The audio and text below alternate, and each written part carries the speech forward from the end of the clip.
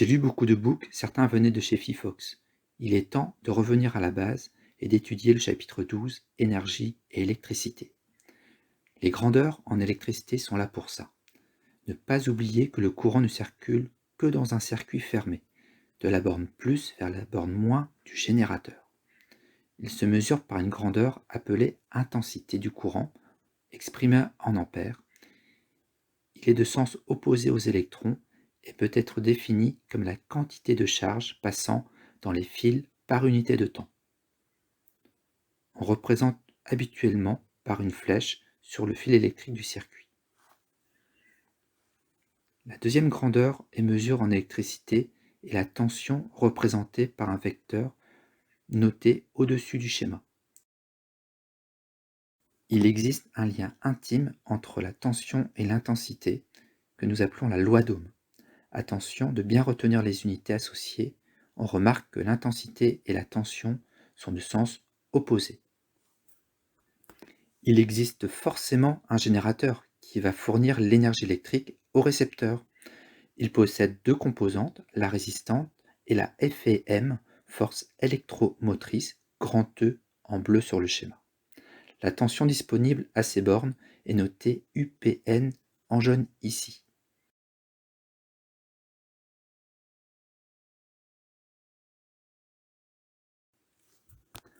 En exprimant la loi d'Ohm pour le générateur, on remarque que l'intensité et les tensions sont dans le même sens. Petit comparatif avec les maths. Pour le récepteur, nous reconnaissons un modèle linéaire et pour le générateur, nous reconnaissons un modèle affine. Quelques exercices seront certainement nécessaires. J'enchaîne sur le circuit électrique qui permet de relier le générateur au récepteur. Le but est de prévoir la valeur de l'intensité I du courant.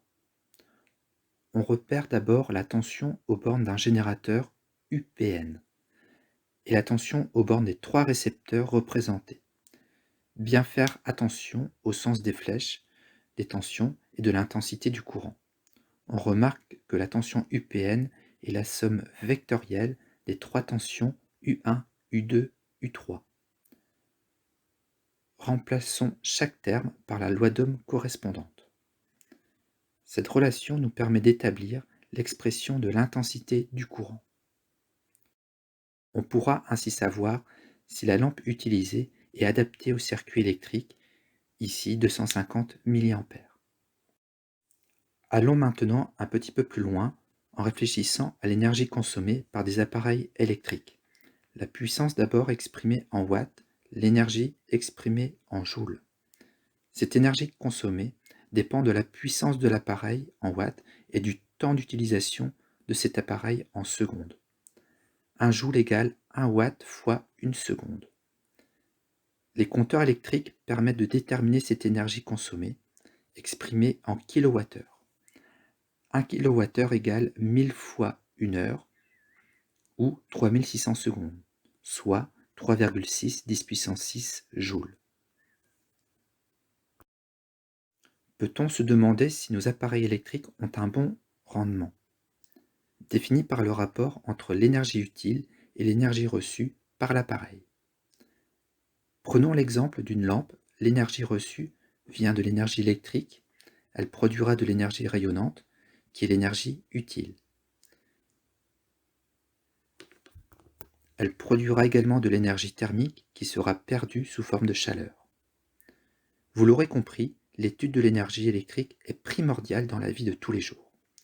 Trouver de nouveaux moyens de production d'énergie électrique, réduire la consommation d'énergie électrique dans les industries, fabriquer des systèmes de batteries pour voitures électriques, mieux comprendre les enjeux du transport de l'énergie électrique et de ses pertes associées. J'espère que tout ceci t'a permis une ouverture de réflexion vers une nouvelle consommation de l'énergie électrique.